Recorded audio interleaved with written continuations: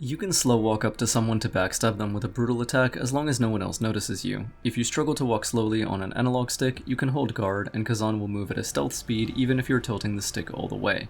Just remember to release guard before pressing your interact button because otherwise you'll do your counterattack. When you unlock the descent version of brutal attack from the common skill tree, you can air assassinate just about anyone from above. Most enemies will immediately die to this, but even ones that don't will be exhausted, so you can damage them a bunch and then brutal attack or execute them before they get back up. You'll notice many enemies don't walk around, and also face where you're coming from. How do we assassinate them? Well, javelins and rocks are the two greatest tools here. As long as you don't accidentally hit the enemy or expose yourself by coming too close, a javelin landing nearby will always make them turn to investigate. So hit the floor behind their feet and let their curiosity be your weapon.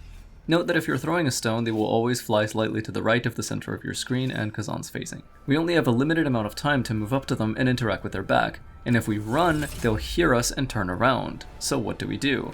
Assassin's Elixir. This item completely silences your sprinting for quite a while.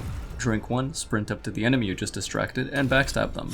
You can end up with hundreds of these elixirs if you always buy them from Bard around levels, or at the shopkeeper in the crevice after every mission. You can also craft them when you get your blacksmith. Speaking of javelins, on many small medium-sized enemies or even some large-sized enemies, you can simply headshot them to either instantly kill them or deal massive damage to them repeatedly. Damage from behind and damage from stealth are both significantly increased with javelins, as is clicking them in the head. Stronger enemies can be assassinated or at the very least locked down to the point where they can barely do anything, with the same process and some extra steps, they just have a bit more health. Distract your target, pop Assassin's Elixir, sprint up for the brutal backstab, and then cast your high damaging lockdown skill of choice on the enemy's back. An enemy hit in the back with a brutal attack will take a massive stagger damage from all of your actions for quite some time. So if you can find something that exploits that or maintains an attack flow, like Dual Wield's active skill Ruthless for example, you can prevent a scary enemy from ever moving or being able to do anything to you at all, especially if the skill has an upgrade that lets you loop it.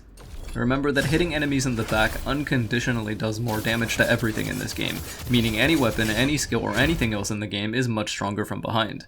That contributes to assassinating enemies being so easy and a very viable approach or playstyle for dealing with intimidating foes during exploration gameplay. Practice these approaches against enemies of all kinds. Rocks can be used to pull individual units toward yourself by smacking someone directly, but they can also be used to distract or direct the enemy's attention.